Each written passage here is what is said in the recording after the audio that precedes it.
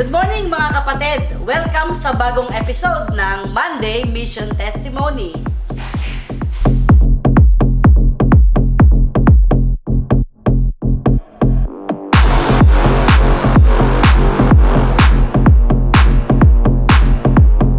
Last Monday, muli na naman tayo namangha sa testimony ni Pastor Freddy Mayo. Hindi niya dinelay ang pagsunod niya sa tawag ng Panginoon. Buong tapang siyang umabante. Dapat, ganun din tayong mga missionary.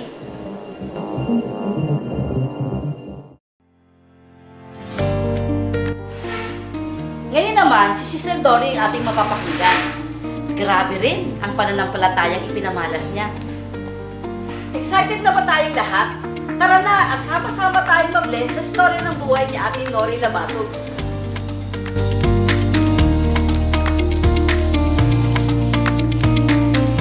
Hello! Mapagpalang araw po sa ating lahat. Ako po si Nori.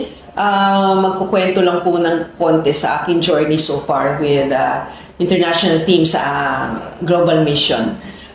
Ako po ay from the start, from early stage nang ako'y nag-start na lumago sa aking pagkakilala sa Panginoong Hesus. I have always believed po sa Matthew 28, sa kumanang Panginoon ng Matthew 28, 18 to 20. I just didn't know how to go to all nations. Okay. So, yun po, with my background, no, I came to know the Lord as Jesus Christ as Savior and Lord through the ministry of Campus Crusade. And from sa college, so I got the opportunity to be involved in campus ministry and short missions sa Campus Crusade, and backed by a sound theological doctrine ng Southern Baptist where I started yung mga early years ko nang ako po ay naging Kristiyano na. Nandun po yung paniniwala ko na talaga tayo'y binigyan ng command ng Panginoon na to go ye, therefore, to all nations, to make disciples to all nations. So, yan po ay nagagawa naman natin locally, and yet I didn't know at first. So, ang international teams po ang nagbigay ng opportunity, no? Yung nag-open po ang Panginoon talaga ng door sa akin. With my desire, I've always believed also na I was chosen by the Lord for something very special in this sa mundong ito. So, ayun po, nung ako po na-involve sa international teams, doon ko po na-realize na ito yung paraan, an avenue for me to go global. So, I started with the Access One training, just I think a week or 2 weeks after when I attended the Access One. Out of faith na biglang nag-decide pong umattend ng Taiwan Conference. Then, immediately after, the next global conference, doon po nag-decide akong mag-access to training. Then, hindi po ako naging absent. Pero slowly,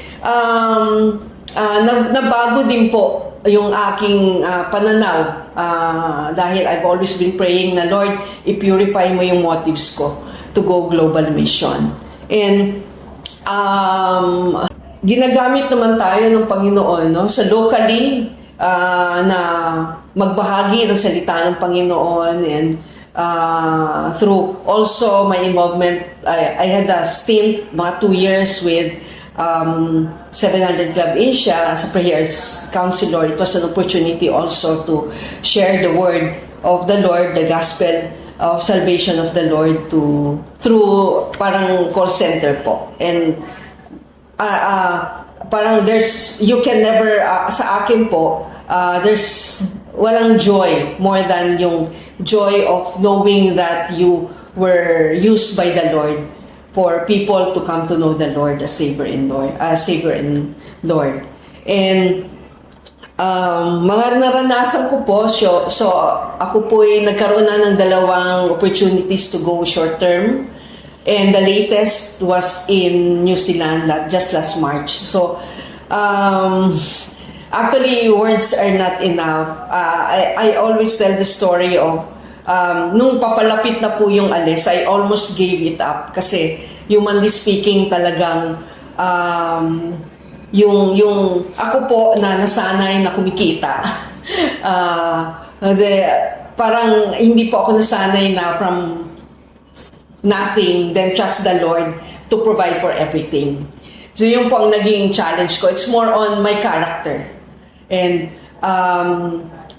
kung hindi po ako nag-decide to matuloy yung New Zealand, I can say it would have been one of my biggest regrets. Kasi hindi ko po naranasan yung mga experiences na you get to meet yung mga men and women of peace na inihandaan ng Panginoon para para gabayan ang pangangailangan mo or ipunan ang mga kakulangan mo para ma-fulfill ang mission ng Panginoon sa buhay ko, no? So, yun po. And what else? Marami po.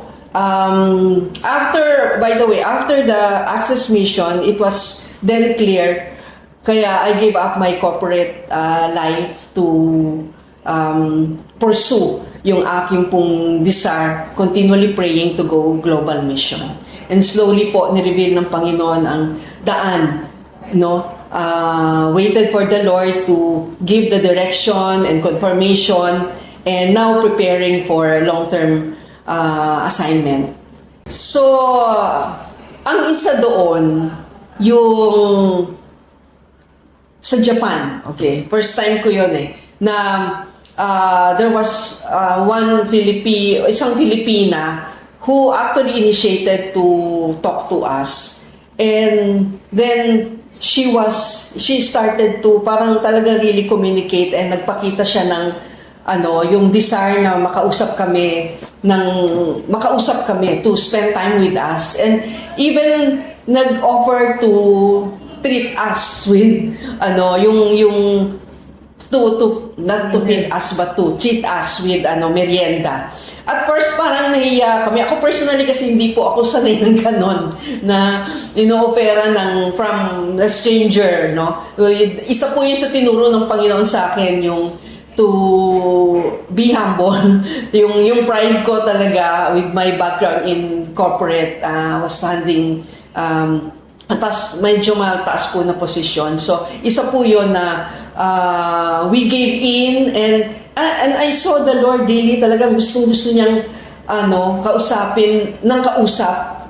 And we somehow heard her story and was able to share yung word ni Lord. And na-endorse po namin siya doon sa missionary sa Japan. And we hope na praying na siya po ay nagpapatuloy ngayon. At yung pong sa New Zealand naman, we didn't know kung we had time kasi after the program, we had a week to spend free time. We didn't know kung saan kami magstay at first, no? And very amazing kung paano nag-provide ng Panginoon na a big family that willingly offered us na magstay doon.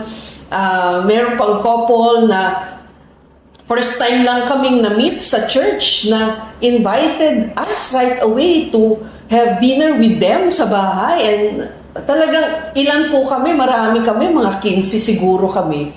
So from then, talaga pong then nag-volunteer po na kami po ay dalhin to bring us around, and pinakain ng ice cream and everything. And up until now, we are still in communication with them. So yun po. Kasi kung ako po yun, no stranger, hindi po ako nag-i-initiate talaga But the Lord really has been teaching me in my character, to be humble and just allow the Lord to work, yung isa pa, yung magtiwala sa Kanya, to take the step of faith. The Lord only needs your obedience and that you say yes. And He will be with you every step of the way. Yung pong Deuteronomy 31:8, that He will never leave you nor forsake you. And the Lord will go before you. Talaga pong, for the longest time, even na matagal na po akong Kristiyano, but of course, na sanay ka na ikaw ay nagpo-provide sa sarili mo na nagtatrabaho. And yet, ito po, you gave up your corporate life, really allowing the Lord, His hand, no, to provide for you. Talagang yun po, naturuan po ako talaga doon. Sa edad po kasi, I can say, sa edad ko, parang, although, yun nga po sa nabanggit ko kanina, I've always believed that God has chosen me for something very special. And I know ito na po yung time. Before, I was busy with my own agenda. And I told the Lord, I think in 2015, that Lord, let me finish well. Sa edad ko po na yung desire ko na to be partner with Him in His ministry, and that yung someday that He will tell me when I meet Him face to face that, well done, my good and faithful servant. Yung pong that people will come to know the Lord, Jesus Christ, as Savior and Lord, through me, sa pamagitan din po ng buhay ko, or also use my talents and skills, no, para po makatulong sa organization, sa international teams, or wherever I may be, para po marami pa pong tao ang ma-reach out. At yun, na dumating ang panahon na makabalik na rin ang Panginoon Jesus sa earth. Yun po. Yung lagi po nating naririnig sa church, yung Matthew 28:18 to 20. At alam natin na yan po ay, tayo naman po ay nagagamit talaga sa church to share the gospel of salvation ng Panginoong Jesus. Ngunit nalilimutan po natin minsan na we are not confined with the four corners of our church. It's about time po na tayo naman po ay lumabas at bigyan ng pagkakataon ang Panginoon na ma-fulfill sa buhay natin to go all nations as far as we can go po, kung saan po tayo dadalhin. Hindi naman po yung nakalimit kung saang bansa, but as far as we can go. And just allow Him to use us, no, mightily, because hindi po natin talaga alam, beyond our imagination, yung pong no ear has heard or no eye have seen, no, kung ano po yung pinipare ng Panginoon. Magugulat na lang po tayo sa maraming surprises niya sa buhay natin. Kailangan lang po tayong makbang, magtiwala. Yung magtiwala, hindi dun sa naiisip natin, kundi magtiwala sa kanyang salita na hindi niya tayo pababayaan at patuloy siyang hindi niya tayo pagkukulangin. Kailangan lang natin mag-yes at mag-obey sa kanyang command sa atin. And salamat po, and I hope I will see you soon in one of the global mission trips. God bless. We will bless the world. We will bless the world. We will bless the world. We will bless the world. We will bless the world. We will bless the world. We will bless the world. We will bless the world. We will bless the world. We will bless the world. We will bless the world. We will bless the world.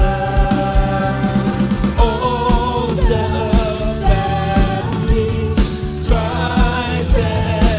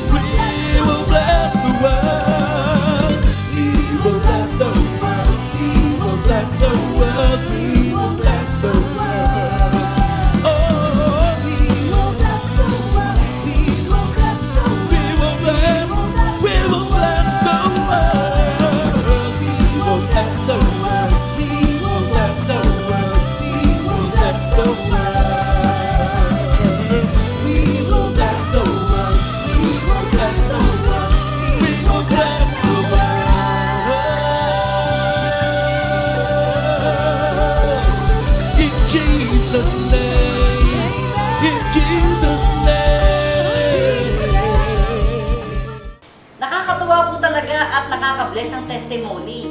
Kaya po, suportahan po natin ang ating Monday Mission Testimony. At matatagpuan po yan sa ating FB page ng International Teams Philippines. Kaya mga kapatid, kita-kits tayo next Monday. God bless you everyone!